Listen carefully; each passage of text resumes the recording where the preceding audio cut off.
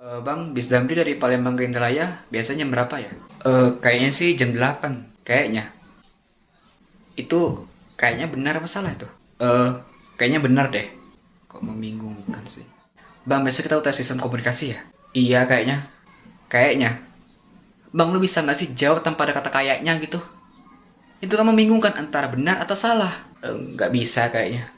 Udahlah, kayaknya gua tanya yang lain aja. Kok marah? Padahal kan nama abang kayaknya.